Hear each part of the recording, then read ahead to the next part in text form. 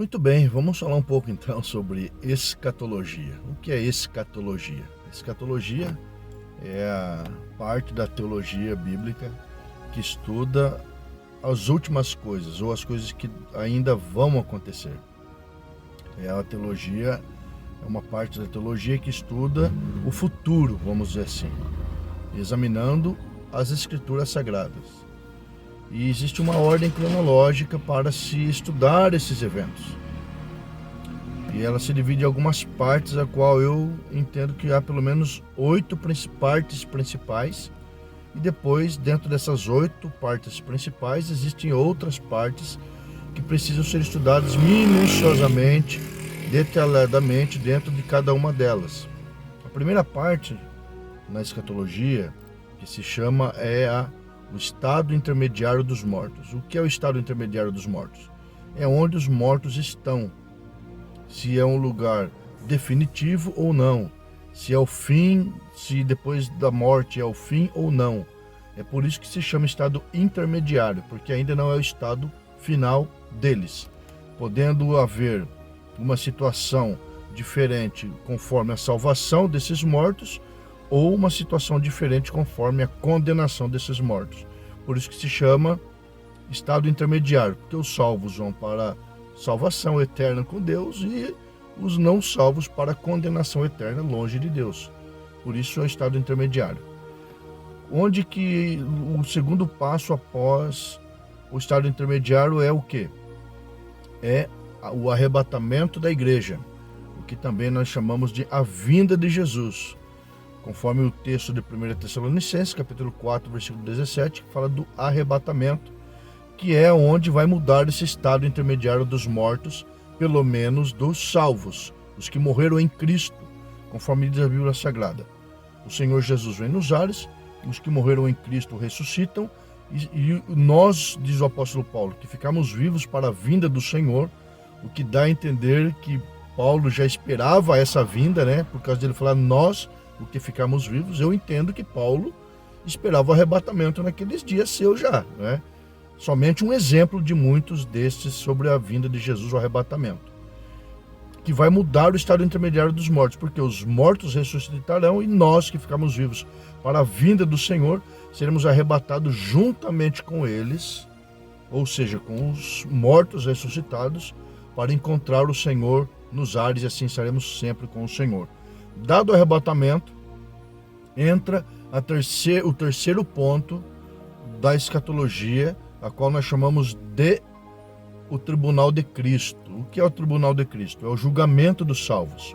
Os salvos serão julgados para receber galardão, para serem premiados pelos seus feitos.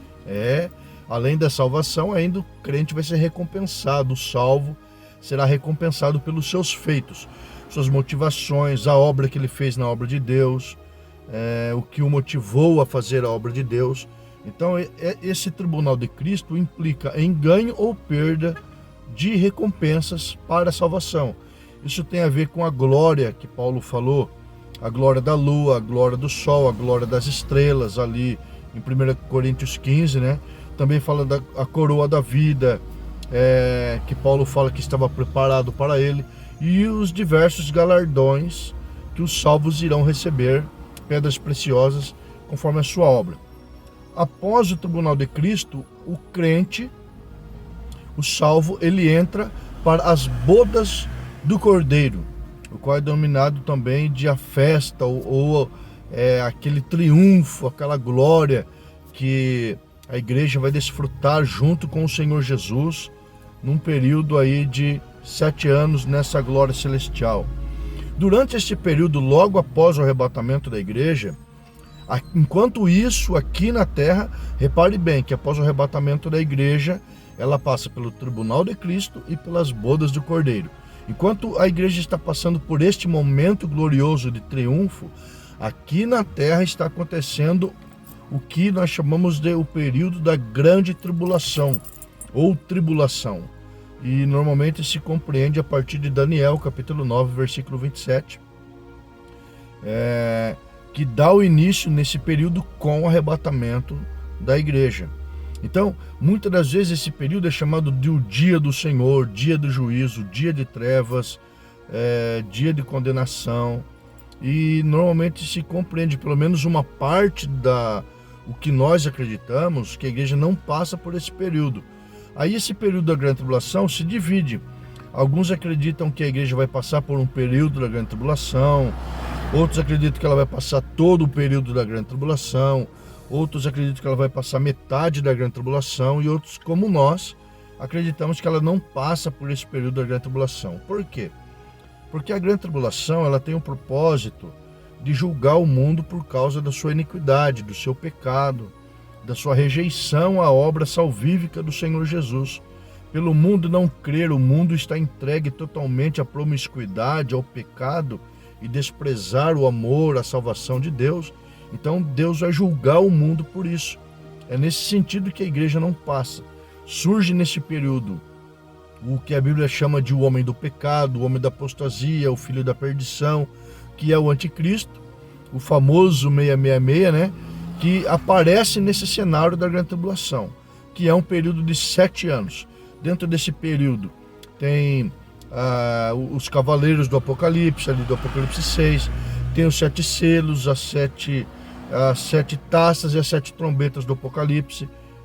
Normalmente se entende do Apocalipse capítulo 6 ao 18, não é? Esse grande período. E outros textos também, de todo o Novo Testamento, algumas partes do Antigo Testamento, tá?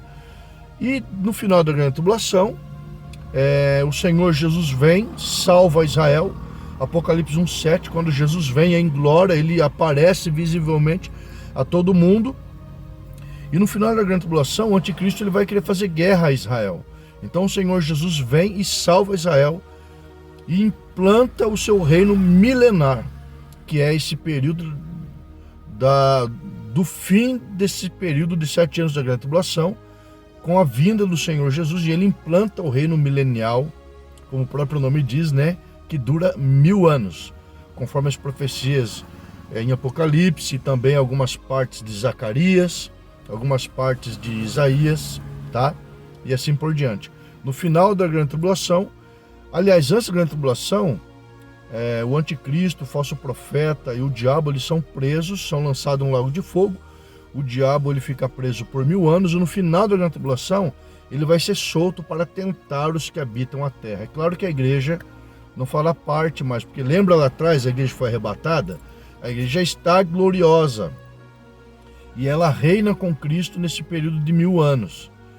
Mas a vida continua normalmente ainda nesse período. Por quê?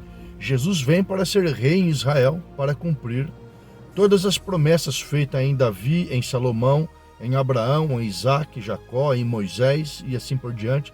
Tudo aquilo que os profetas falaram, humanamente falando, na sua plenitude, desde Adão, vai se cumprir nesse período através de Jesus, quando ele reinar literalmente em Jerusalém, num período de 1000 anos. No final desses 1000 anos, então, há uma restauração para alguns nessa terra, para outros não é nessa terra, né? Até porque o apóstolo Pedro disse que esse céu e essa terra que agora existem se reservam como tesouro até que sejam destruídos pelo fogo, né?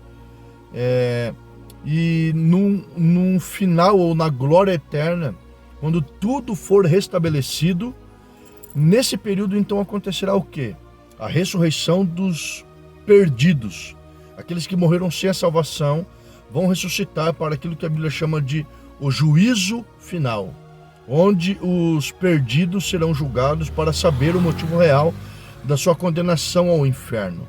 Nesse período, então, logo após essa condenação, após o juízo, eles serão lançados no lago de fogo, o que está no Apocalipse, quando a morte e o inferno serão julgados e lançados no lago de fogo. Quer dizer que todos que estão no inferno serão julgados e serão lançados no lago de fogo, e serão julgados apenas para saber por que vão para o inferno.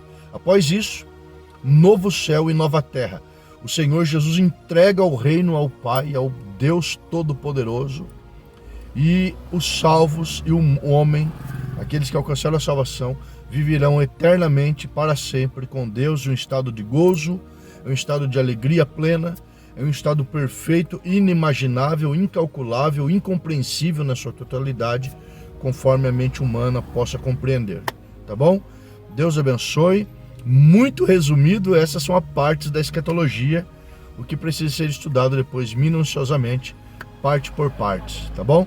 Forte abraço, Deus abençoe, fique com Deus.